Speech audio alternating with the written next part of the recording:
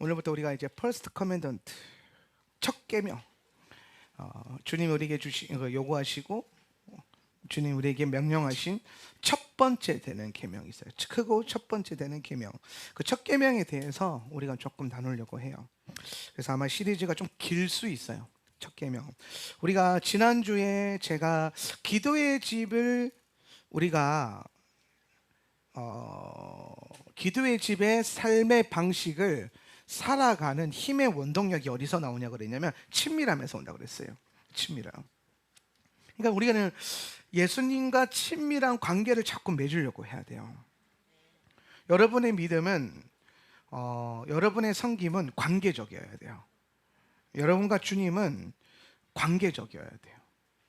그 관계적인 것이 바로 친밀한 것이고, 그 친밀함 안에 주님과 우리가 경험하게 되는 그 관계가 뭐냐면 바로 사랑하는 관계예요.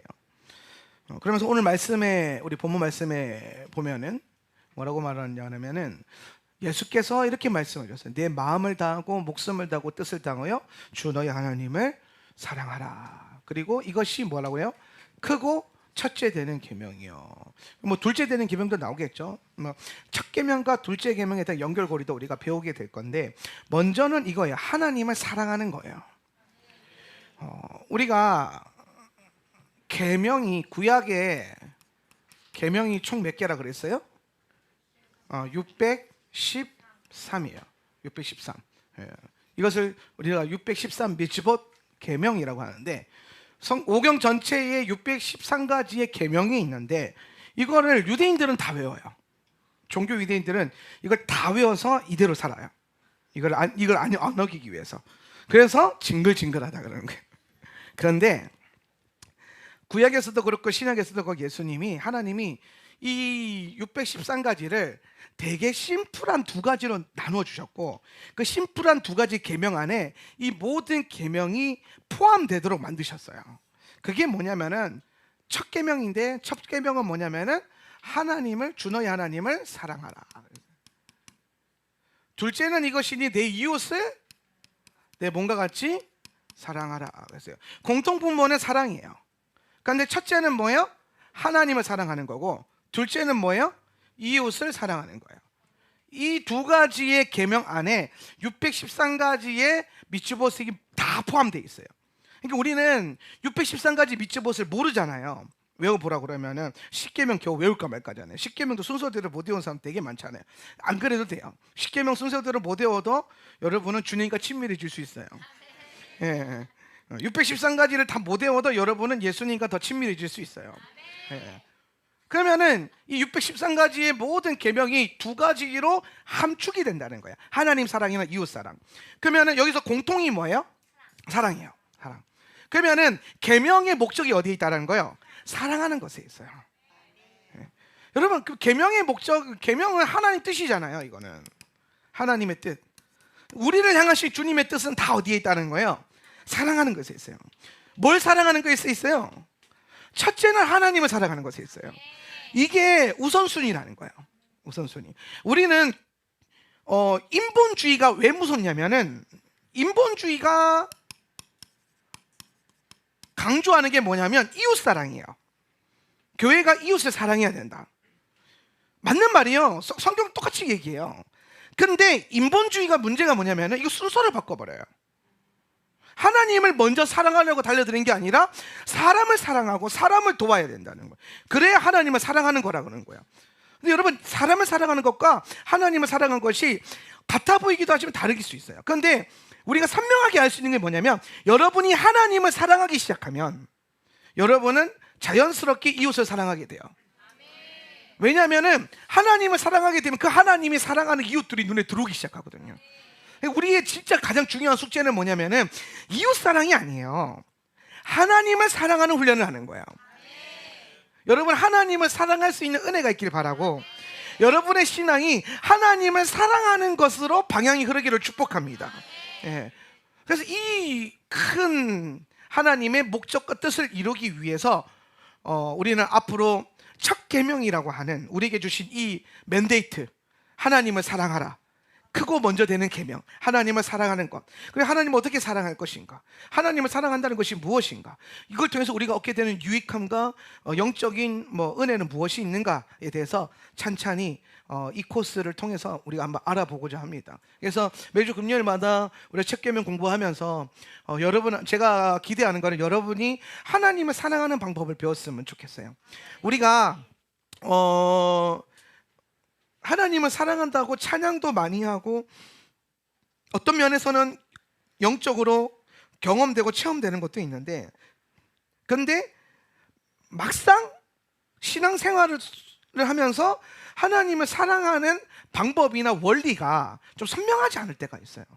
잘 몰라요, 하나님 사랑하는 방법을. 이렇게 하면 하나님 사랑하는 줄 알았는데 알고 보니 아니었고 막 이런단 말이에요. 섬기는 건 되게 편해요. 잘하는 건 되게 편하거든요.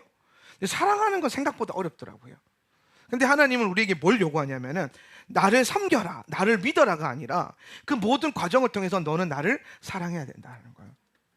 그래서 오늘 첫 번째로 하나님을 사랑하는 방법, 사랑하기.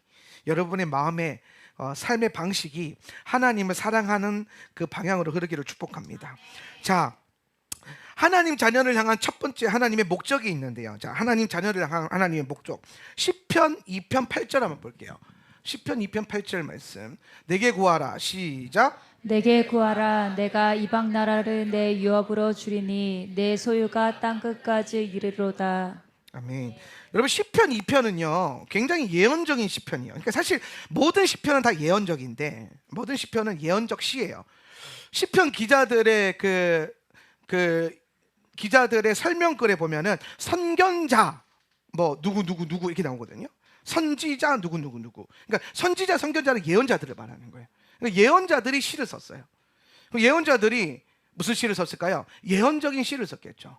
예언적인 시. 그래서 오늘 여러분이 시편을 대할 때에 이 시편의 말씀이 여러분에게 예언적으로 좀 다가와야 되는데, 시편 2편을 보면요 장차 올 예수 그리스도의 그 왕대심에 대해서, 지금 이 시대에 예수님이 왕으로 오실 것에 대해서 예언하고 있는 거예요. 8절에 보면은 내게 구하라. 내가 이방 나라를 내 유업으로 주리니 내 소유가 땅 끝까지 이르로다. 여기서 내게 구하라 그랬을 때 내게가 누구를 말하는 거예요? 그죠? 아버지 하나님이에요. 아버지. 그러니까 지금 아버지가 누군가를 향해서 내게 구해라 이 얘기를 하고 있는 거예요. 내게 구해라. 근데 그러면은 여기서 내가, 아버지께서 이방 나라를 내 유업으로 했을 때 내 유업, 내는 누구일까요? 예? 내 유업. 이거 근데 사실 이 구절만 봐서는 몰라요. 시편 2편 전체의 흐름을 봐야 되는데, 2편 흐름에 보면 여기서 내가 누구냐면요 예수님이에요. 예수님이에요. 그래서 지금 아버지께서 뭐라고 말하고 있냐면은 예수님을 향해서 내게 구해라, 아버지께 구해라. 그러면 내가 이방 나라를 예수 그리스도에게, 예슈아에게 유업으로 주리니 예슈아의 소유가 땅 끝까지 이르리로다 하는 거예요. 예슈아께서 이 땅에 오셔서 이 땅 끝까지 모든 땅을 뭐 하신다는 거예요? 소유하신다는 거예요.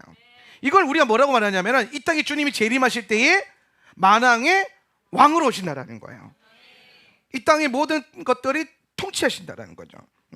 자, 그러면 이제 아버지와 예수님과의 관계를 보면, 예수님은 이 땅에 오셔서 아버지가 주신 이 명령, 오늘 예수와를 통해서 땅 끝까지 모든 족속과 나라가 예수와의 소유가 되게 하는 것, 그 일을 예수님에게 지금 명령하고 있는 거예요. 그리고 요 명령을 받아서 이 땅에 오신 예수님이, 이 주님이 이제 예수님이 땅 끝까지 이르러 주의 나라를 취해야 되잖아요. 그죠? 이 사명을 감당하려고 이 땅에 오신 거예요. 왕으로. 초림 때에도. 그런데 이 땅에 오셔가지고 이 사명을 받은 예수님이 누구에게 이 사명을 함께 하자고 말하냐면은 제자들이에요. 그게 마태복음 28장에 나오는 거예요. 마태복음 28장 18절 20절에 보면, 자, 읽어볼까요? 예수께서 시작. 예수께서 나와 말씀하여 이르시되 하늘과 땅의 모든 권세를 내게 주셨으니 그러므로 너희는 가서 모든 민족을 제자로 삼아 아버지와 아들과 성령의 이름으로 세례를 베풀고 내가 너희에게 분부한 모든 것을 가르쳐 지키게 하라. 볼지어다 내가 세상 끝날까지 너희와 항상 함께 있으리라 하시니라. 아멘. 자, 여기서 18절에 보면은 내가 예수께서 나와 말씀하시고 제 제자들에게 말씀하시는 거예요. 승천하시기 전에 하늘과 땅에 있는 모든 권세를 내게 주셨다는 거예요. 예수님께 주셨다는 거예요. 하늘과 땅에 있는 모든 권세를 예수님께 주셨어요. 누가 주셨어요? 하나님 아버지가 주셨어요. 아버지가 왜 주셨어요? 아버지가 저걸 왜 주셨어요? 시편 2편 때문에 주신 거예요. 시편 2편 8절에 뭐라고 하셨어요? 내게 청하라 그랬어요. 내게 구하라. 그러니까 주님이 십자가에서 구하신 거예요. 십자가에서 순종하시면서 하늘과 땅의 권세, 이 하늘과 땅을 다스리는 권세를 아버지께 구했대요. 근데 이걸 무엇 근거로 구했냐면은 시편 2편 8절에서 이미 아버지께서 그렇게 말씀하셨어요. 너는 내게 구하라고. 그러면 뭘 주겠다고 했어요? 땅끝까지 너의 소유가 되게 할 수 있는 그 뭘 주겠다? 권세를 주겠다는 거예요. 그래서 지금 십자가에서 그 권세를 받아서 부활하신 거예요. 이제 이해가 되세요 지금? 예. 그래서 이미 지금 예수님은 부활하신 예수님은 이 땅과 하늘에 대한 권세가 있어요, 없어요? 있어요. 이게 무슨 뭐에 대한 권세냐면은 땅 끝까지 이르러서 주의 나라, 예수님의 통치가 임하게 할 수 있도록. 그러니까 이 모든 땅에 대한 온 땅에 대한 주권을 갖고 있는 거예요. 권세를 권리를 주셨단 말이에요.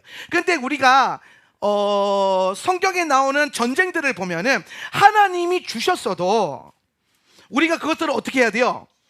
그 취해야 되죠. 그렇죠? 그 과정에서 뭐가 필요해요? 전쟁이 필요한 거예요. 그렇죠? 오늘 이스라엘 백성들에게 가나안 땅을 주셨죠, 하나님이. 근데 그냥 저절로 소유가 된 게 아니라 주셨기 때문에 이제 뭘 할 수 있는 거예요? 취할 수 있는 뭐가 생긴 거예요? 이스라엘 백성들에게 권세가 생긴 거예요. 자, 예수님이 이 땅에 오셔서 십자가를 지셨기 때문에 시편 2.8절에서 오늘 내게 구하라. 그러면 내가 내 유업을 모든 소유를 땅끝까지 이르게 할 것이다. 땅끝까지 다 네 소유가 될 거다. 예수님에게 그렇게 말씀하셨단 말이에요. 예수님이 이 땅에 오시기 전부터 예언적으로 말씀하셨어요. 그래서 그것을 가지고 예수님이 구해서 받아가지고 이미 예수님은 이제 하늘과 땅에 있는 이 땅에 있는 모든 것들을 다스리고 취할 수 있는 권세가 생기신 거예요. 자, 이걸 가지고 그 다음에 이걸 가지고 예수님이 이 일을 하실 건데, 예수님이 일을 하시고 지금도 하고 있어요. 하시는데 예수님이 혼자 이것을 하시는 게 아니라 제자들에게 뭐라고 말하냐면, 제자들을 부활하신 주님 제자들 만나서 이제 예수님이 서 있는, 여러분 이거 상상을 하셔야 돼요. 자, 여러분이 제자들이고 여기에 예수님이 서 있다고, 내가 예수라는 게 아니에요. 네, 예수님이 여기 서 있다고 생각을 해봅시다. 예수님이 서 있어요. 그러면 여러분 이 반열은 뭐냐면은 하늘과 땅에 있는 모든 소유권을 가지신 주님의 권세가 있는 자리예요. 그래서 이 자리에 서 있는 예수님은 이제 뭘 해야 되냐면 땅끝까지 모든 나라와 모든 족속을 취해야 돼. 그 사명과 그 권세와 힘과 능력을 이미 다 갖고 있는 이 터 위에 그분이 서 있고, 여러분은 다른 터 위에서 그런 예수님을 보고 있는 거예요. 그죠? 예. 그래서 아버지 예수님이 뭐라는 거예요? 딱 여러분이 예수님 보니까 영광스럽게 부활하신 주님이 있는데 뭐가 달라. 뭐가 다르냐면 영광스러운 몸도 달라진 거지만은 그 권세를 갖고 있는 거예요. 그 권세를. 그러면서 이 권세가 있는 이 에어리어에서 주님이 감당해서 이 사명에 감당해야 되는 이 에어리어에서 그걸 보고 있는 여러분을 향해서 예수님이 마태복음 28장에서 뭘 얘기하냐면은 아버지께서 하늘과 땅에 있는 권세를 내게 주셨으니 그러므로 너희는 가서 모든 민족을 제자 삼아 아버지와 아들과 성령의 이름으로 세례를 베풀고 내가 분부한 모든 것을 가르쳐 지키게 하라. 볼지어다 세상 끝날까지 내가 너와 함께 하시리라. 이 명령을, 주님의 명령을 던져주는 거예요. 근데 여러분 이거는 뭘 말하냐면은 나는 이제 올라갈 테니까 니네가 이 일을 해, 이게 아니에요. 예수님이 이제 저 일을 하실 건데 땅끝까지 이르러서 복음을 선포해서 모든 민족이 돌아오게 하는 이 일을 예수님이 하실 건데 그 일에 너희가 같이 설래? 이렇게 하는 거예요. 자, 이 자리에서 여러분 이 강단에요 두 부류의 사람만 설 수 있어요. 찬양 사역을 하는 사람들, 설교하는 사람들, 그죠? 엄한 사람들이 막 올라와 있을 수는 없잖아요. 예. 그러면 이제 찬양 사역하는 직분이 있는 사람들은 거기서 막 찬양 사역하면서 이 자리에 서 있어요. 근데 이제 우리가 여러분에게 여러분 혹시 이 예배 섬기는 자리, 노래로 싱어로 섬기는 자리에 한번 서보시겠어요? 하고 콜링을 하는 거잖아요.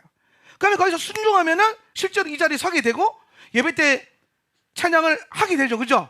그래서 그 반열 위에 같이 서는 거예요.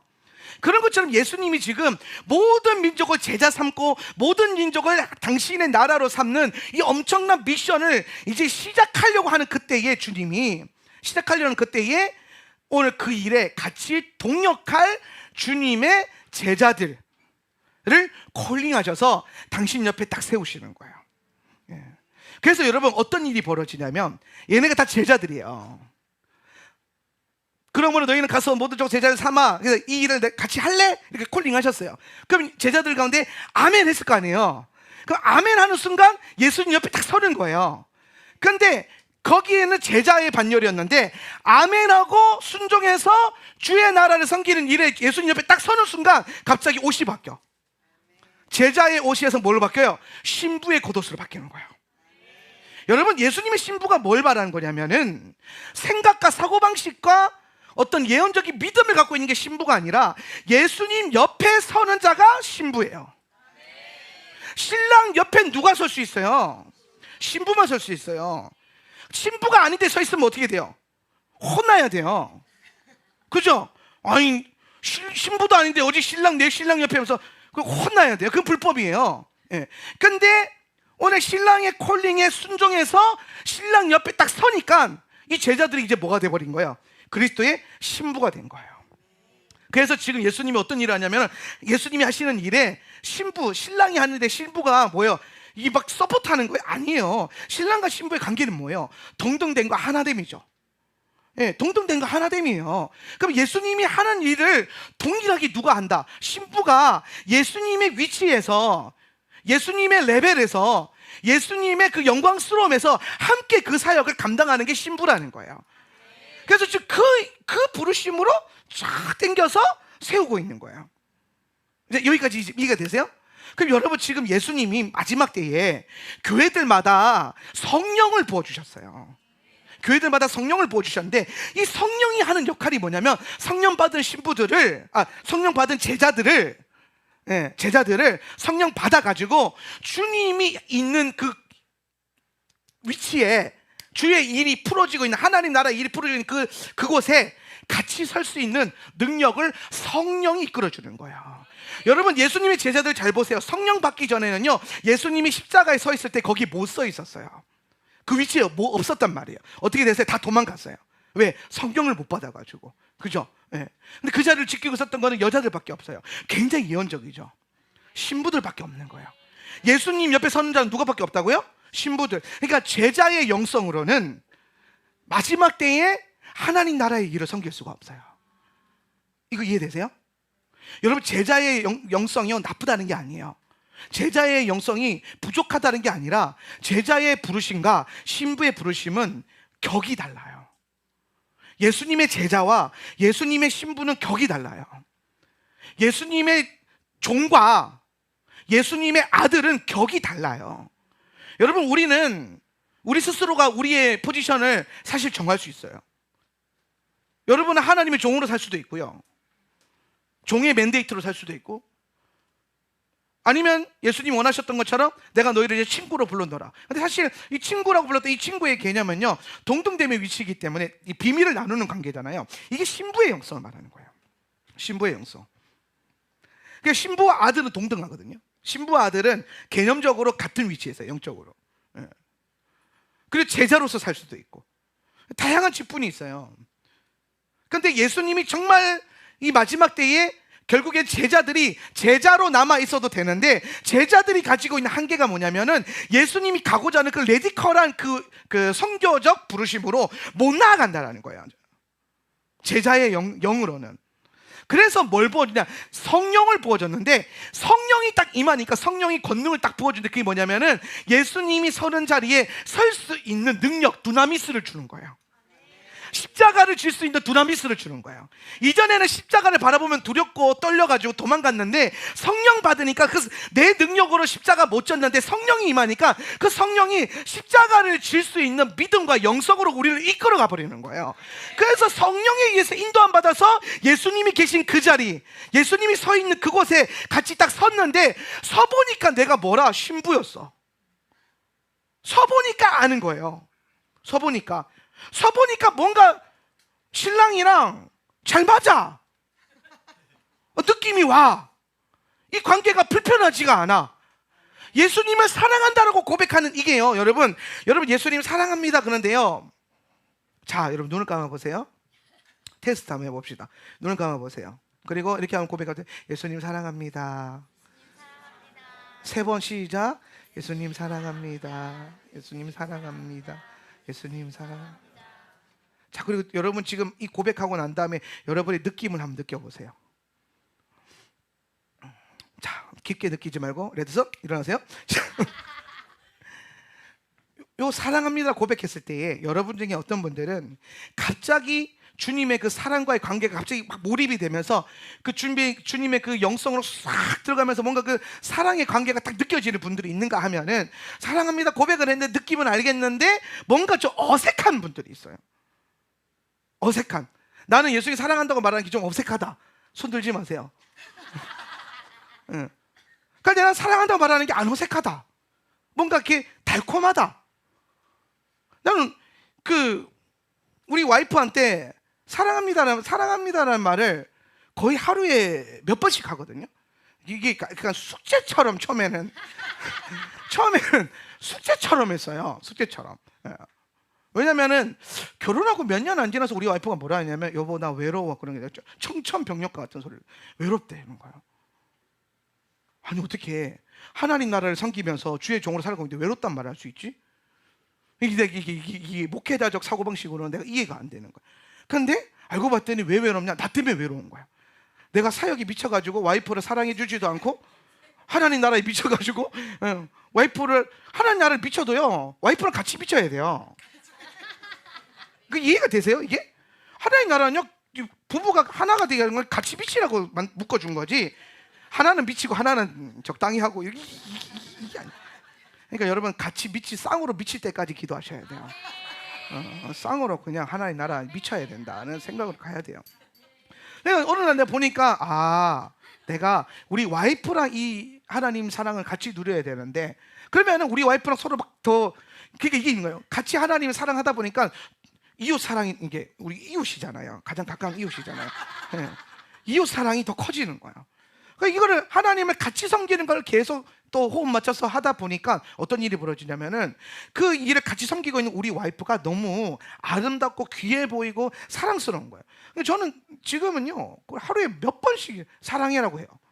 사랑한다고. 뭐 다 그러고 살잖아요. 예. 아닌가? 담임 목사 부부의 기름 부음을 받으세요. 사랑의 그 귀에 못이 박히게 될지어다. 근데 실제로 이 사랑을 고백했을 때요, 저는 경상도 사람이니까 그런 약간 징글맞은 소리 잘 못해요. 예. 징글맞은 소리 잘 못하는데, 근데 어느 순간 이게요 딱 달라붙어요. 우리 와이프한테 사랑한다고 말하는 게 잘 맞았고 행복하고 이게 달콤해요. 이 말이라는 게 달콤하구나. 근데 이거를 내가 다른 누군가에게도 뭐 성부와 성자 성령 사랑합니다 해보잖아요. 달콤하지가 않아요. 근데 그건 있어요. 계속 반복적으로 하다 보면은 달콤한 건 아닌데 친밀해지는 건 있어. 예. 친밀해지는 거. 예. 우리 지금 이제 형제들 1년 동안 이제 안 왔는데, 예. 시간이 지날수록 많이 부드러워지고, 진짜 처음에 어떤 분들은요 막 앉는데 돌덩어리를 앉는 것 같았어요. 각딱 잡아가지고 내가 지금 하루방을 안고 있나? 현무암인가? 근데 한 달이 지나고 2달이 지나고 3달이 지나고 4달이 지나는데요, 어느 순간 감기더라고요. 앉는데요 감겨요. 부드러워지고 친밀해진 거야. 처음엔 얼마나 당황스럽겠어요. 앉는 거가. 나도 당황스러운데. 나도 뭐 이게 뭐 익숙한 사람은 아니니까. 근데 자꾸 표현하다 보니까 어느 순간 이게 맞아지는 거예요. 그래서 요새는요 성부 성자 성자면서 안아주면요 그냥 내 사람 같대요. 내 편 같고, 우리 공동체 같고 막 그렇단 말이에요. 이게 다들 보면 이 감겨요 이게. 예. 그러다가 이제 꼭 구별하는 건 아닌데 그 뭐 게스트들이나 우리 공동체 아닌 분들이 오면 또 같이 해주잖아요. 해보면 확실히 느낌이 달라요. 예. 뻣뻣하고 목석 같고 막. 예. 예. 근데 이게 그냥 잘 안아줘도 막 어머 이렇게 안아줘도 뭔가 느낌이 달라. 우리가 안는 거랑 느낌이 달라. 우리는 이게 막 하게 되는데 막 어머 이런 느낌으로 이렇게 만들어요. 친절한 것과 이게 또 감기는 느낌이 다르거든요. 이 감기는 것에서 오는 친밀함이 있거든요. 근데 여러분, 예수님이 여러분에게 뭘 콜링하시냐면은 그 감기는 친밀함으로 여러분을 콜링하는 거예요. 여러분, 주님 옆에 서는 거. 아가서를 우리가 공부할 때에 신부의 미성숙함의 핵심이 뭐였어요? 신랑이 가자 그래요. 나의 사랑 나의 어여쁜 자여 일어나 가자. 그런데 가요 못 가요? 못 간다니까. 이게 무슨 말이냐면 신랑이 있는 자리에 갈 생각이 없어. 신부는 뭐에 꽂혀 있어요? 내 편안함과 내 안락함에 꽂혀 있어요. 내가 안전한 곳에 꽂혀 있어요. 내가 하고 싶은 것에 꽂혀 있어요. 그러니까 신랑이 원하는 일에 내가 그 옆에 서는 게 부담스러운 거예요. 그러니까 신부가 침대에서 안 나오면서 뭐라고 합니까? 갔다가 속히 오세요. 날랜 사슴처럼 오세요. 산들을 넘어오는 날랜 사슴과 같이 내게 오세요. 이게요 되게 부드럽게 아가서에서 꾸며놨는데 이게 무슨 말이냐면 이런 거예요. 귀찮으니까 갔다 와. 그냥 너 혼자 갔다 와. 와이프가 신랑이 있는 거예요. 여보 우리 나가서 산책도 하고 맛있는 것도 먹고 아이스크림도 먹고 그러고 좀 옵시다. 그랬더니 귀찮아. 너 혼자 갔다 와. 이런 느낌인데 아가서를 이제 쓰다 보니까 이게 그거를 약간 표현을 어머 날랜 사슴과 같이 내게 오세요. 이 말 지는 그냥 침대에 가만히 있으면서 신랑 보고 나갔다 오라 이 말이에요. 그래서 신랑이 나가는데 와요 안 와요? 그냥 한번 안 들어와 봐야 정신 차린다니까. 신랑이 나갔는데 안 들어와 봐야 정신. 그러니까 신부가 깨가지고 잠들었다가 깼는데 옆에 마땅히 있어야 될 신랑이 있어요 없어요? 없잖아요. 임재가 떠나가는 거예요. 주의 임재가. 여러분 이 교회 안에 이런 일이 없기를 축복합니다. 오늘 우리 교회 안에 주의 임재가 더 깊어지려면요 우리가 예수님이 서 있는 곳에 자꾸 가려고 하는 의지가 있어야 돼요. 예수님의 자리에 함께 그 자리에 서서 동역자와 신부로서 나아갈 때에 오늘 우리의 그 임재는 신랑의 그 커버링은 더 단단해지고 깊어지고 친밀해질 거예요. 예. 오늘 그 일로 오늘 예수님이 제자들에게 부르시고 여러분을 이 일에 콜링하고 있는 거예요. 그래서 예수님의 목적은요 성경을 보면 복음서를 보면 되게 현명해요. 여러분을 예수님이 있는 그 자리에 세우는 거예요. 예수님이 계신 그곳에 여러분을 세우는 거예요. 근데 우리가 요즘에 신앙생활을 보면은 기복신앙과 번영복음의 문제가 뭐냐면은 기복신앙과 번영복음은 방향의 문제가 있어요. 방향에. 그러니까 여러분 부자 되게 해달라고 해서 다 이 번영복음이 아니에요. 축복을 달라고 해서 이게 다 기복신앙이 아니에요. 중요한 건 뭐냐면 내가 있는 자리에서 복 주세요 그러면 그게 기복이에요. 예수님이 계신 곳에 나아가서 얻는 복, 예수님이 있는 곳에 믿음으로 갔더니 거기서 떨어지는 은혜, 축복 누리는 거, 그게 여러분 축복신앙이고요. 내가 있는 자리에서 하나님 예수님 거기 있네, 나도 여기 있네, 내게 복을 주세요, 이게 기복이라는 거예요. 성경을 보면요 굉장히 많은 번영의 논리가 있어요. 내가 너에게 복 주고 복 주며 너를 번성케 하고 번성케 하리라. 성경이 그대로 있는 말씀이에요. 하나님 우리에게 복 주고 복 주고 번성케 하고 번성케 하기를 원하세요. 이게 뭐예요? 번영이잖아요. 근데 그 번영의 목적이 어디냐면 예수님이 있는 자리에 서서 함께 그리스도와 함께 그것들을 누리기를 원한다라는 거예요. 근데 예수님과 전혀 상관없는 자리에서 기복신앙적으로 그냥 신앙생활을 통해서 뭔가를 얻어내려고 하고, 아니면 예수님에게 복을 주세요, 내가 그 예수님이 있는 자리에 설 생각을 하지 않고. 그래서 여러분 계속해서 우리가 신앙 훈련을 통해서 얻게 되는 게 뭐냐면은 예수님의 방향을 따라가고 예수님이 서 계신 곳에 함께 서 있는 게 가장 큰 은혜고 가장 큰 축복이라는 것을 깨닫게 되는 거예요. 이걸 뭐라고 하냐면 우리는 하나님 나라의 방향과 하나님 나라를 섬기는 그 일을 설 때에 가장 행복하다 이 얘기를 하는 거예요. 왜 이게 하나님 나라로 갑자기 딱 연결이 되냐면은 시편도 그렇고 마태복음도 그렇고 결국에는 모든 땅을 내가 유업으로 주리라, 예수님께 유업을 주리라 이미 아버지께서 말씀하셨고, 그 예수님은 이것을 이미 받았어요. 이제 이 땅의 모든 것들은 이미 예수님의 소유권이에요. 그런데 예수님이 이걸 소유하기 위해서 취해야 돼. 예수님께서 취하셔야 돼. 그래서 이 취하는 일에 같이 하자고 신부들을 콜링해서 세우시는 거예요. 예수님 옆에. 그래서 예수님이 지금 이 땅에 계세요? 하늘 보좌에 계세요? 하늘 보좌에 계시죠. 그죠? 거기서 뭐 하세요? 거기서 예수님 뭐 하세요? 중보하잖아요. 기도하잖아요. 예수님의 핵심 사역이 뭐예요? 중보자잖아요. 중보자. 그래서 하늘 보좌에서 이 땅에 하나님 나라 임하기를 기도하고 있단 말이에요. 그럼 여러분, 우리가 주님과 함께 반열에 서서 신부의 영성을 딱 서게 되면 신부에게 요구하시는 주님의 가장 중요한 부르심이 어디에 있어요? 기도에 있어요. 주님의 신부에게 원하시는 주님의 가장 중요한 부르심은 기도의 자리에서 기도의 시간을 보내서 기도를 통해서 하나님 나라가 임하게 하는 거예요.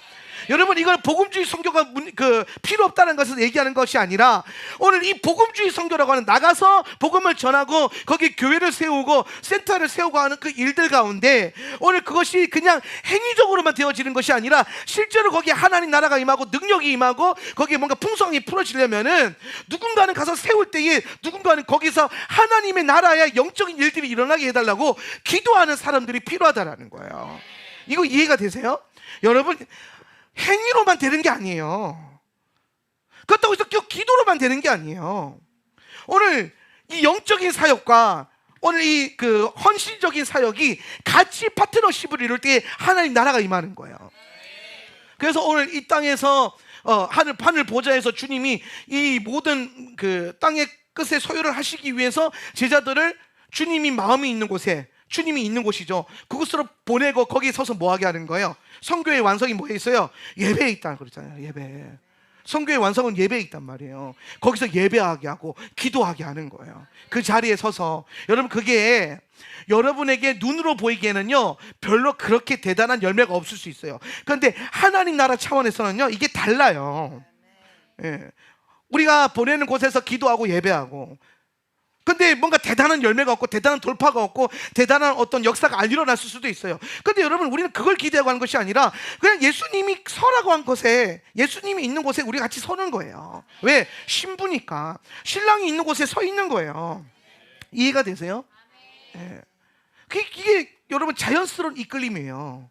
오늘 예수님이 여러분에게 성령을 보내주시면서 그 성령님이 여러분 안에서 뭘 하냐면 자꾸 예수의 방향과 예수님이 계신 곳으로 우리의 삶과 방식이 옮겨지도록 계속 뭐 하시는 거예요? 자극을 하는 거예요. 그래서 여러분 잘 보세요. 제자들이 성령 받기 전에는 예수님이 졌던 십자가 그 반열에 예수님이 높여 계신 그 자리에 못 서 있었단 말이에요. 그런데 성령 받고 난 제자들은 다 하나같이 십자가를 졌고, 성령 받은 제자들은 하나같이 선교를 떠났고, 성령 받은 제자들은 하나같이 순교를 했어요. 여러분, 순교는요 생명 다해서 예수를 섬겼다가 아니라 예수님처럼 예수님 위치에 같이 서 있었던 거예요. 이 땅에서 죽으셨던 주님처럼 하나님 나라를 위해서 그렇게 그 자리에 설 수 있었다라는 거예요. 예. 무엇이? 성령을 통해서. 그럼 여러분, 여기서 우리가 선명하게 알 수 있는 게 뭐냐면 이 땅의 마지막 때에 주님께서 요엘 선지자를 통해서 말세에 내가 내 영을 모든 육체에게 부어주겠다, 성령을 부어주겠다고 약속하셨잖아요. 이 말인 즉슨 이 논리로 본다면 주님은 마지막 때에 모든 주의 백성들을 그리스도의 신부로 삼겠다라는 거예요. 그리스도 신부의 본질이 어디에 있다고요? 예수님 옆에 서는 거. 그건 여러분 잘 보세요. 신부가 안 되면 신랑 옆에 못 서겠죠. 그럼 여러분 이제 상상해 보세요. 예수님이 오셨어. 공중에 재림하셨어. 그럼 그 옆에 선자들은 누구예요? 신부들은 다 서요. 이해가 돼요? 신부들은 다 거기 선다고요. 근데 신부가 아닌 자들은 나오잖아요. 성경에 나더러 주여 주여 하는 자마다 하나님 나라에 들어갈 수 없다. 그 주여 주여 한 자들은 뭐냐면은 이 땅에서 하나님 믿었던 거예요. 섬겼던 거예요. 사역도 했다라는 거예요. 근데 뭐가 없었다는 거예요? 예수님 옆에 서는 훈련을 안 했다라는 거예요. 신부의 영성이 없다라는 거예요.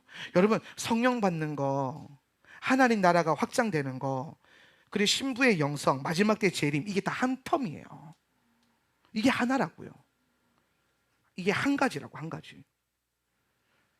그래서 성령을 우리 가운데 보여주셨고, 여러분이 성령의 충만함을 받는 게 왜 중요하냐? 그것을 통해서 우리는 그리스도의 신부로서 그 삶의 방향으로 살아갈 수 있는 힘과 능력을 얻기 때문이에요. 여러분, 우리는요, 우리의 힘으로 하나님 못 섬겨요. 우리 힘으로는 안 돼요. 그래서 우리에게 뭐가 필요하다? 성령이 필요하다는 거예요. 성령이. 그럼 여러분, 예수님 옆에 서는 거는 결국에 뭘 말하냐면은 예수님을 사랑하는 경향성을 말하는 거예요. 그러니까 주님은 사명과 일과 어떤 사역을 위해서 예수님 옆에 서라는 게 아니에요. 여러분, 사명과 일과 사역은요, 예수님 옆에 선 것처럼 속을 수 있지만 실제로 안 서 있을 수도 있어요. 근데 예수님 옆에 섰다라고 분명하게 깨달아지는 건 언제냐면 사역과 일이 아니라 예수님을 사랑하는 마음이 선명해지고 사랑하는 관계가 형성되면, 아, 주님이 나와 지금 함께 하시는구나. 관계적으로 그게 알아지는 거예요. 관계적으로. 일로 알아지는 게 아니라. 그러니까 그 관계적으로 알아지니까 그 관계 안에서 하는 모든 일들이 이제 뭐가 되는 거예요? 사랑하는 일이 되는 거예요. 여러분의 기도와 여러분의 예배가 노동이 될 수도 있고요, 그게 애정 표현이 될 수도 있는 거예요. 저는 가끔 우리 와이프 앞에서 내가 춤추면서 막 노래하고 막 그러거든요. 집에서. 여러분은 절대로 볼 수 없을 겁니다. 그런 일들을 막 잔망스럽게 막 춤을 춰요. 누구를 기쁘게 위해서? 우리 와이프를 기쁘게 하기 위해서. 예.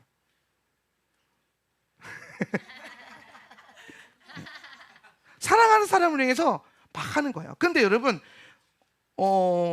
나는 그걸 하면서 고되다라고 생각해 본 적이 없어요. 우리 와이프 앞에서 춤추고 노래하고 잔망스럽게 애교 부리는 그 일을 해야 되는 거가 고되다고 생각해 본 적이 없어요. 그 재밌고 행복하고 그냥 사랑하니까, 관계 사랑 안에서 하는 거니까. 근데 여러분, 똑같이 텔레비전에 있는 연예인들은요, 누군가를 위해서 노래하고 춤추고 잔망스럽게 애교도 부려요. 근데 그 사람들은요, 힘들어해요. 지쳐해요. 예, 번아웃도 와요. 막 남들을 웃기고 행복하게 하는데 지는 우울해요. 무대 위에서는 남을 재밌게 해주는데요, 무대 비키고 내려가면 우울해요. 근데 저는 단 한 번도 우리 와이프를 재밌게 해주고 안방에 들어가서 우울해.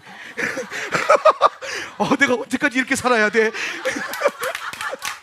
이렇게 생각해 본 적이 없어요. 왜? 나는 내 와이프를 향해서 이게 일로서 이걸 한 게 아니라 사랑함으로 한 거죠. 사랑함으로. 그러니까 이게 자체가 재밌는 거예요. 그 잘할 필요도 없어요. 너무 각 맞춰서 잘하면요, 별로 안 웃어요. 약간 웃기게 막 이런 식으로 해야 막 웃으면서 막 재밌다고 지도 막 춤추고 막 그렇게 그러거든요. 그러면서 사는 거예요. 근데 나는 그게요, 그거 하고 나면 오히려 힘이 없고 행복하고 즐겁고, 부부가 이래 이 재미로 사는 거지. 그러면서 막, 여러분도 그렇게 하는, 다 그럴 걸 보면 다 안 그래요? 예. 근데 여러분, 연예인들은요, 똑같은 그렇게 애교도 부리고 잔망스럽게 하고 남을 웃기고 즐겁게 하고 노래도 하고 춤도 추는데요, 하고 나면 번아웃이 와요. 왜? 똑같은 일인데 뭐가 달라요? 일이니까. 사랑함으로 하는 게 아니잖아요. 돈 벌려고 하는 거고, 일이니까 하는 거고, 자기가 명예를 갖기 위해서 하는 거고. 우리가 뭐가 사랑이 없으니까 힘든 거예요. 여러분, 하나님 섬기는 거 마찬가지라니까요. 여러분, 하나님 앞에서 막 찬양하고 박수치고 막 여러분 이렇게 여러분 막 신나게 찬양하잖아요, 이걸. 근데 여러분, 이거 자세히 보면 이 찬양팀의 예배 음악이 막 신나서 막 아까 조이 투 더 월 얼마나 좋아요. 막 조이 투 더 월 빡빡 와 애들이 너무 신나가지고 와 이러더라고요. 예. 근데 진짜 중요한 건 뭐냐면, 우리가 막 이렇게 하는 거는요, 결국에 누구를 향해 하는 거예요? 하나님을 향해서 하는 거잖아요. 그럼 하나님을 그 지켜보면 얼마나 행복하실 거예요. 우리 같이 이렇게 하실지도 몰라요, 위에서. 같이 이렇게 하고 뭐 흔들거나 하면 이게 장난 아닐 거라니까요. 예. 얼마나 행복하시겠어요. 얼마나 즐겁겠어요. 근데 그걸 일로 해본다고 해보세요. 하루에 1시간씩 춤춰야 돼, 예수를 위해서. 할렐루야. 할렐루야. 업무로 그냥 끝나면 힘들다. 그거는 사랑하는 게 아니에요. 사역자들 정신 차리고 들으세요. 예배자들 정신 차리고 들으시고, 찬양팀들 정신 차리고 이거 꼭 새기세요. 여러분이 하는 몸짓과 연주와 노래와 모든 예배의, 심지어 중보자들 잘 들으세요. 기도하는 그 모든 것들이 그 중심이 뭐냐는 거예요. 업무예요? 기복이에요? 사명이에요? 그렇게 할 수도 있죠. 그런데 그렇게 해서 오래 가요? 절대 오래 못 가요. 번화도 와요. 기도의 집 10년, 20년 돌아가는 이유가 뭐냐면, 업무처럼 하고 있는 것 같아 보이지만 그 예배제 안에 치열하게 싸우고 있는 게 뭐냐면 친밀함이에요. 예수님을 사랑하는 거예요. 누구에게 보여주기 위함도 아니고, 오늘 시스템에 맞춰서 내가 그 시간을 섬겨야 하기 때문에 시간을 채우는 것도 아니고, 물론 그런 시스템도 있어요. 그렇지만 시스템을 채우고 내가 할 수 있는 것을 감당하는 것으로만 가면요, 기도의 집 1년도 못 합니다. 길어봐야 2, 3년이에요. 그러니까 기도의 집 섬기다가 2, 3년 만에 도망가는 사람도 꽤 있어요. 근데 기도의 집에서 끝까지, 나나 우리 사역자들이나 레위인들처럼 10년, 20년, 그래 평생 서원하면서 걸어갈 수 있는 이유가 뭐냐면, 우리가 가는 것은 업무긴 하지만 이게 업무가 아니라 뭐예요? 예수님을 사랑하는 그 열정과 그 에너지가 계속해서 도전이 되는 거예요. 어떨 땐 저도요, 이게 일 같을 때가 있어요. 목회가, 예배하는 게 어떨 때는요, 이게 업무처럼 사명처럼 느껴질 때가 있어요. 근데 내가 그때마다 정신 차리려고 애를 쓰는 게 뭐냐면은, 그 업무와 일을 하는 그 중심으로 드려지는 예배로는 이 사명을 오래 감당할 수가 없다라는 거예요. 오래 감당하기 위해서 그런 게 아니라 그 자체가 의미 모르겠어요. 근데 오늘 첫 계명 공부해 보니까 의미 없는 것 같아. 그거는 과정이죠, 과정.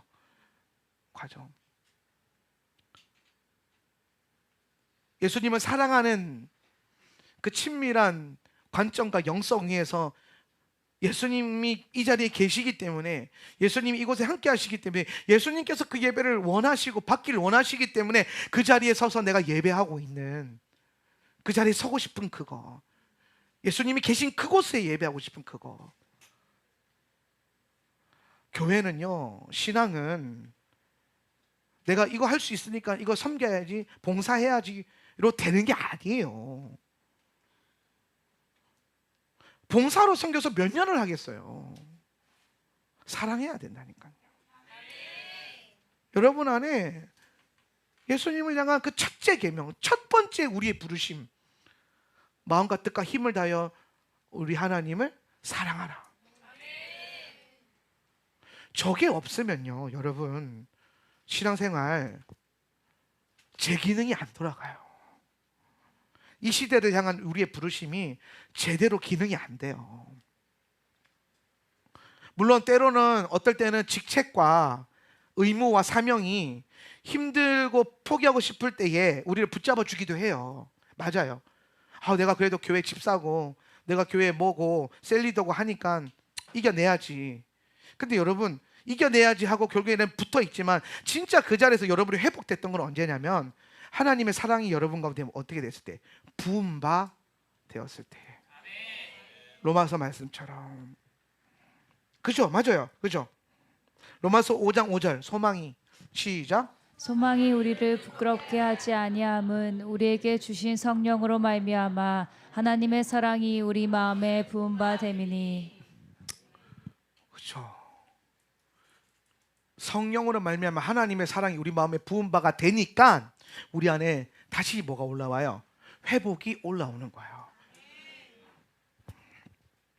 여러분, 예수님이 마태복음 22장 37절 38절에서 내 마음과 뜻, 목숨과 힘을 다하여 너의 하나님을 사랑해라, 이것이 첫째 되는 계명이다 라고 하셨어요. 그러니까 이건 무슨 말하는 거냐면, 하나님은 우리가 온 마음과 뜻을 다해서 하나님을 섬기길 원하신다라는 거예요. 하나님을 섬기길 원하신다. 근데 이거는요, 왜 이걸 예수님이 원하시냐면은, 예수님이 먼저 그렇게 하셨기 때문이에요. 예수님이 먼저 뜻과 힘과 생명을 다해서 우리를 사랑하셨어요. 그죠? 이거 다 인정하잖아요. 그럼 여러분 이제 여기서 이걸 이렇게 또 오해하면 안 되는 게, 예수님이 이렇게 했으니까 똑같이 이걸 원하시는구나, 마치 등가교환처럼 내가 이만큼 줬으니까 너도 이만큼 줘야 돼 라고 하는 게 아니라는 거예요. 이거 지금 내가 너에게 이만큼 줬으니까 너도 이만큼 줘, 이게 아니라 예수님이 이렇게 사랑하고 있는 위치에 오늘 우리를 초청하는 거예요.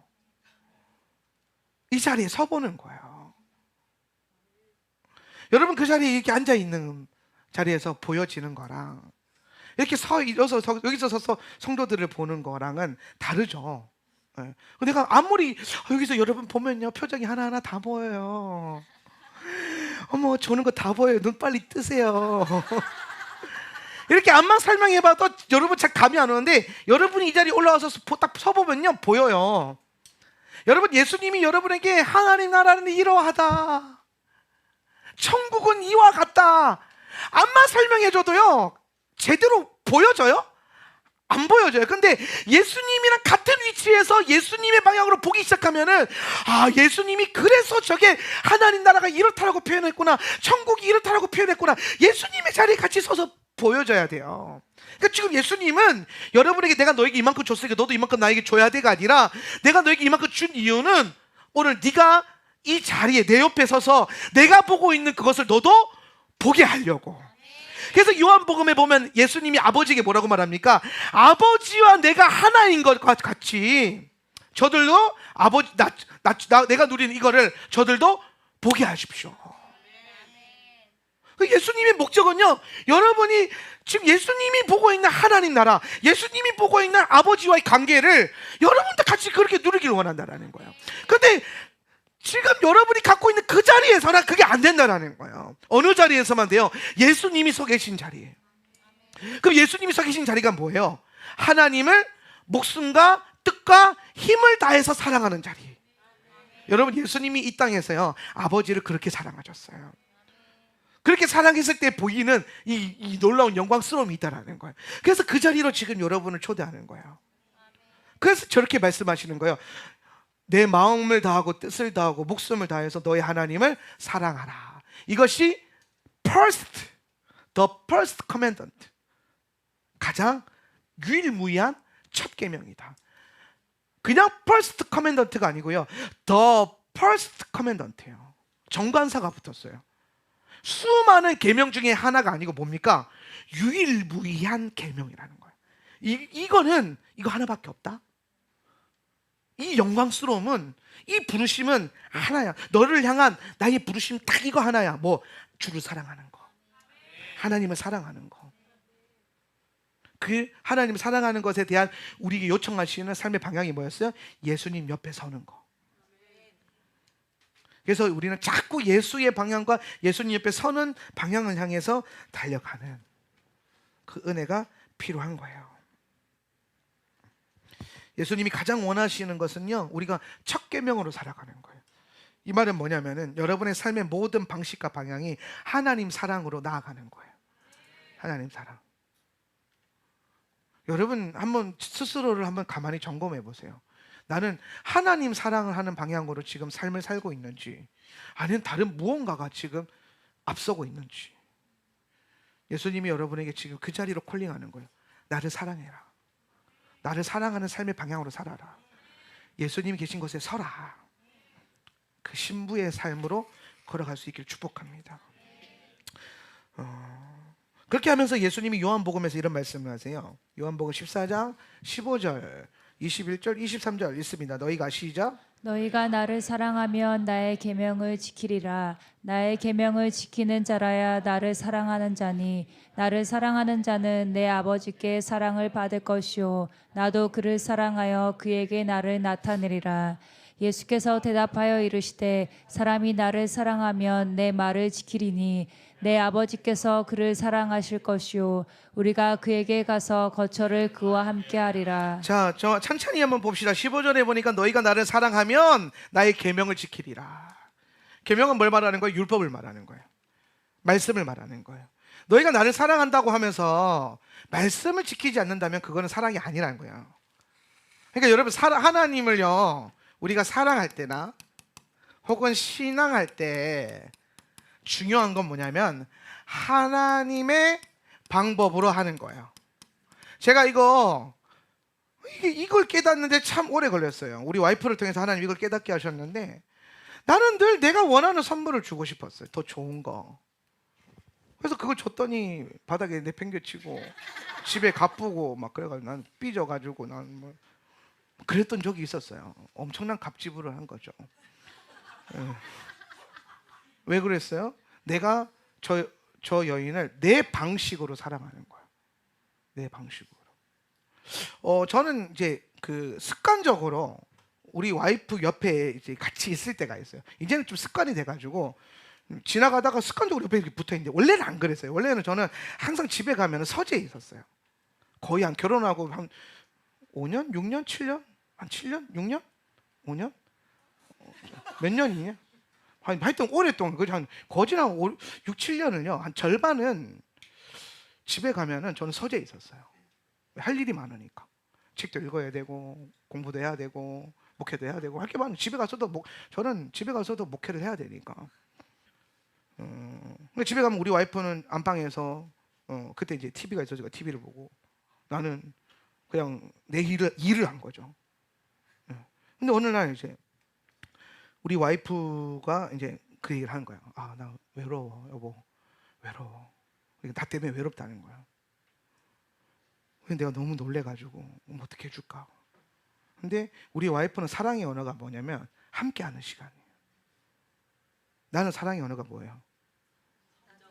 응? 첫 번째는 따라합시다. 인정받는 말. 담임 목사 사랑의 언어 정도는 알고 있어서 사랑을 좀 줘야 될 거 아니에요? 인정받는 말. 그러니까 나는 칭찬받는 거 되게 좋아하니까 칭찬 많이 하세요. 두 번째는 저는 스킨십을 좋아해요. 그래서 안아주고 악수하고 뭐 이렇게 해주는 거예요. 네. 그래서 저는 요즘에 이제 허그할 때마다 참 많은 회복을 많이 얻는 것 같아요. 네.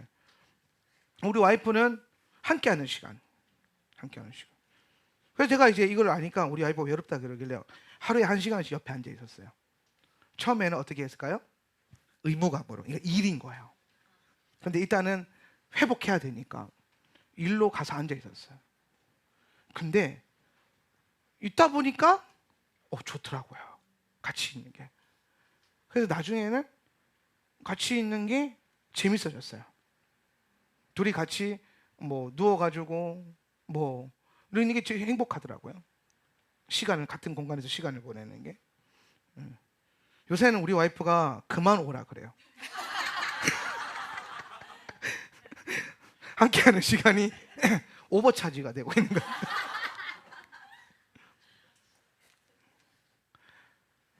그래서 저는 이제 지금도 우리 와이프가 가끔 내가 막 바쁘거나 막 이렇게 좀 집에 자주 없고 막 부흥에 뛰어다니고 막 그러면요, 어느 날 저한테 그래요. 어머, 왜 이렇게 외로운지 모르겠네. 그러면 일부러 옆에 계속 같이 있어요. 왜? 사랑의 언어. 우리 와이프가 사랑받는 방식이잖아요. 예전에 그 몰랐을 때는요, 돈을 그렇게 썼어요. 부흥에 갔다 오면요, 맨날 면세점 가서 뭐 화장품 사오고 향수 사오고 뭐 전화해서 필요한 거 사가고 했는데, 이상한 게 비싼 거 사줘도 1시간이 안 가는 거예요. 처음에 와 좋아 딱 가지더니 풀고 뭐 좋아 그러더니 1시간 후에 나한테 승질을 내고 있어. 아니 아까 선물 받을 때는 언제고. 그래서 내가 생각을 했어요. 선물은 1시간도 안 간다. 그런데 옆에 내가 1시간 같이 앉아 있어 주잖아요. 일주일이 편한 거예요. 일주일이 행복한 거예요. 뭐예요? 방식이에요. 우리 와이프가 사랑을 원하는 방식이 있는 거예요. 예. 여러분, 언어가 안 통하는 사랑은요, 의미가 없어요. 내가 아무리 사랑한다고 고백해도 여러분 중에 어떤 분들은 우리 목사님 날 사랑하지 않아 이렇게 생각하는 사람이 있을 수 있잖아요. 그래서 내가 생각을 했어요. 내 방식으로 사랑하면 안 되겠구나, 성도들을. 그래서 그때부터 여러분들을 이제 연구하기 시작해요. 이분은 어떻게 했을 때 사랑을 느끼나. 사람들마다 막 감정형도 있고 머리형도 있고 다 다르니까. 그러면서 그 사랑을 주자. 사랑은 다 방법이 다르니까. 근데 처음에는 이게요, 귀찮은 거야. 왜냐하면 내 방식이 아니니까. 나는 그냥 같이 밥 한 그릇 같이 먹고 맛있는 거 먹고 남자들이면 사우나도 하고 내가 너그 소장이랑 나는 그 타입인데 밥도 먹고 사우나도 하고 이 타입인데 근데 막 아줌마들랑 같이 앉아서 얘기 같이 해줘야 되고 머리 바뀌었으면 집사님 머리가 바뀌었네 해줘야 되고 막 옷이 예쁘면 옷 색깔이 예쁘다고 해줘야 되고 막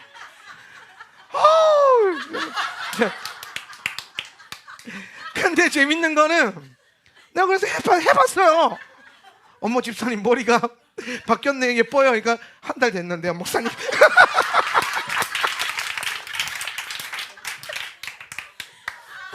죄송합니다. 시행착오도 조금 있었어요. 어머 옷이 예뻐요. 지난주에도 입고 왔는데요. 그런데 이게 재밌는 게요. 여러분 제가 여러분을 사랑하는 거는 맞잖아요. 그죠? 그걸 알아요? I love you. 내가 여러분을 사랑해요. 진짜 나는 그래요. 나는 많이 사랑해요. 몰라줘. 이게 진짜 외길 인생이야. 이게 짝사랑해 짝사랑. 근데 사랑하는데 방식이 다른 거예요. 내가 여러분에게 주는 사랑의 방식이랑 여러분이 원하는 방식이랑. 근데 여러분이 원하는 방식 내 스타일은 아닌데 내가 해보니까요 되게 재밌는 거는 제가 그래서 몇 가지 해보는 게 있는데 근데 나중에 이게 나도 재밌어지는 거예요. 왜? 근원적으로 나는 여러분을 사랑한다니까요. 네, 그냥 방법이 나는 그게 힘들고 좀 어색했을 뿐인데 근데 사랑하는 사람들이 이건 변하지 않잖아요. 그래서 사랑하는 사람을 위해서 그걸 하다 보니까 여러분이랑 밥 먹고 있을 때 같이 앉아가지고 농담 따먹기 하는 게 어느 순간 재밌어졌고요. 머리 스타일 바뀐 게 이제 눈에 들어오기 시작했어요. 와, 내가 우리 와이프한테도 나 뭐 바뀐 거 없어 이거 탈출하는데 오래 걸렸는데 이제 우리 집사님들한테 이제 근데 이게 사랑하니까 이게 보이더라고요. 이제 막 어머 머리 바뀌었네요. 뭐 했어요. 뭐 옷이 예뻐졌네. 뭐 그러면서 뭐 지금도 뭐 틀릴 수도 있죠. 근데 틀려도 그런 식으로 사랑하고 표현하고 하는 게요. 이제는 뭐라 그러냐면 행복하고 재밌어졌어요. 익숙해졌어요. 예전에 좀 스트레스였거든요. 내 스타일이 아니니까 내가 그런 거 할 시간에 기도 더 하고 말씀 연구 더 하고 주의 나라를 위해 섬게 되는데 왜 아줌마들이랑 이런 걸 하고 있어야 되는가. 근데 아니더라고요. 하나님 나라는 관계에서 오는 거라니까요. 그러니까 이렇게 서로 사랑하는 요새 내가 여러분 사랑이 느껴져요? 느껴지니까 뭐가 있었냐면은 내가 예전보다 설교를 되게 세게 해도요 아멘을 잘하더라고요. 예전에는요 설교 조금만 까칠하게 하면요 막 이러고 있었거든. 근데 요새는요 막 까칠하게 해도 막 아멘 그래요. 이거 저 뭔 말인지 알고 아멘하고 있나 싶을 정도로 아멘을 잘하셔. 근데 내가 뭘 느꼈냐면은 내가 그렇게 함께 사랑하려고 그러니까 내가 여러분에게 잘 가르치려고 애썼던 시간들이 있었고 내가 여러분을 사랑해 보려고 애쓴 시간들이 있거든요. 근데 사랑하려고 애쓰는 순간부터 우리와의 관계 안에서 하나님 나라가 임하기 시작하고 뭔가 우리의 관계 안에서 예수님이 운행하시고 우리가 서로 더불어서 그 관계 안에서 나도 잘하고 여러분도 잘하더라고요. 그래서 우리 특별히 이제 우리 교회에 있는 감정형들을 통해서 정말 이 세상이 아름다울 수 있구라는 걸 배우고 그분도 참 보는 감각이 달라요. 나는 산은 산이고 물은 물인데 이분들의 산은 특별한 산이고 이분들의 물은 특별한 물이야. 이분들의 하늘은 특별한 하늘이에요. 그래서 와 그렇구나. 나는 평생에 하늘 보면서 무지개를 본 적이 별로 없는데 이분들은 하루에도 몇 번씩 무지개를 찾아. 대단한 분들이에요. 그러니까 어머 아름다워라, 어머 놀라워라. 그래서 내 생각했어요. 하나님이 만드신 세계를 감정형들이 이렇게 즐거워하는구나. 그래서 내가 그 안에서 그걸 배워요. 예. 정말 이렇게 나는 예전에는 감정형들이 좀 힘들었거든요. 솔직히 말하면. 왜냐하면은 내가 조금만 뭐라고 하면은 자꾸 상처받고 삐지니까. 근데 요새 그냥 감정형이 제일 좋아요. 왜냐면 감정형들이 나를 그렇게 좋아해줘. 우리 교회 감정형들이 이상하게 날 막 좋아해줘요. 막 나만 지나가면 막 목사님 그러면서 막 예전에는 나 지나가면 이러고 막 지나갔었는데 뭔가 좀 이제 기류가 바뀌고 있어요. 근데 여러분 이 모든 것의 중심의 근원이 뭐라고요? 사랑이에요. 사랑이에요. 그런데 어떤 사랑이요? 하나님이 요구하시는 방법이 있다 그랬잖아요.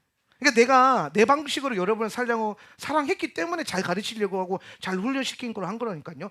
내가 여러분 사랑 안 하면 왜 훈련시키겠어요? 그냥 뭐 기도를 많이 하든지 말든지 성경 읽든지 말든지 뭐 예배 드리든지 말든지 그러고 살지. 사랑하니까 정신 차리라 그러고 화도 내고 막 혼을 내기도 하고 그랬었던 건데, 근데 우리는요 각자가 사랑받는 방법이 다른 거예요. 왜? 하나님 그렇게 만드셨어요. 하나님 그렇게 만드셨어요. 예. 그러니까 하나님이 성경을 보니까 하나님이 하나님을 사랑하는 방식도 성경에 기록해 놨더라고요. 예. 계명. 그죠? 나를 사랑하는 자라면 나의 계명을 지킨다. 그러니까 하나님의 방법인 거예요. 그러니까 여러분이 아무리 사랑해요 해도 여러분의 삶 속에서 계명 안 지키면요 예수님은요 외로워요. 우리 와이프가 나는 우리 와이프랑 결혼해서 신혼 때부터 지금까지 계속 사랑했어요. 근데 사랑하는 방법이 달랐던 거예요. 우리 와이프가 원하는 방법을 사랑해 주지 않았던 거예요. 그러니까 외로운 거예요. 같이 있는데도 외로운 거예요. 얼마나 비참해요. 여러분이 예수님을 섬기고 있는데 예수님은 외로운 거예요. 왜? 우리가 예수님이 원하시는 방법으로 예수님을 섬기거나 예수님을 사랑하지 않아서요. 그래서 내가 성경을 참 많이 읽어보라 그러는 거예요. 왜냐하면 성경에는 예수님이 원하시는 사랑의 방법이 다 기록되어 있어요. 예수님이 좋아하는 게 기록되어 있어요. 예수님이 좋아하는 거. 그래서 그걸 여러분이 함께 좋아했으면 좋겠어요. 근데 여러분 처음에는요 어색하다니까요. 처음에는요 잘 하기 싫다니까요. 처음에는 잘 안 된다니까. 나도 그랬어요. 여러분 사랑하는 게 내 방식이 편했지 여러분이 요구하는 그 방식은 나는 별로 안 좋아했어요. 근데 재밌는 건 내가 여러분을 사랑하는 것이 안 그 사랑하는 건 맞잖아요.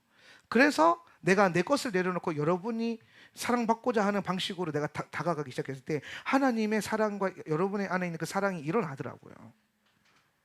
아니 내가 혼자 착각하고 있는 거야 설마? 우리 목사님 꿈꾸신다 이러면서 나 혼자 동상이몽이 아니기를. 예. 아니죠, 그죠? 예. 아니라고 해주세요, 제발요.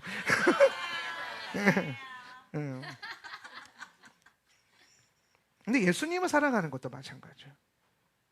예수님이 원하시는 방법이 있어요. 우리가 주고 싶은 사랑이 아니라 내가 하고 싶은 방식으로 사랑하는 게 아니라 예수님이 원하시는 방법으로 예수님을 섬기고 예수님을 사랑해야 돼요. 그래서 우리는 성경에서 말하고 있는 이 첫 계명이라고 하는 말씀의 공부를 통해서 우리는 앞으로 어떻게 예수님을 사랑할 것인가, 어떻게 예수님을 가장 첫 번째 자리에 놓고 내 힘과 뜻과 목숨을 다해서 주를 사랑할 것인가를 함께 고민하고 그 사랑하는 삶의 방식을 향해 여러분의 삶의 방향이 세워지기를 바랍니다. 이 여정으로 떠나는 여러분을 축복합니다.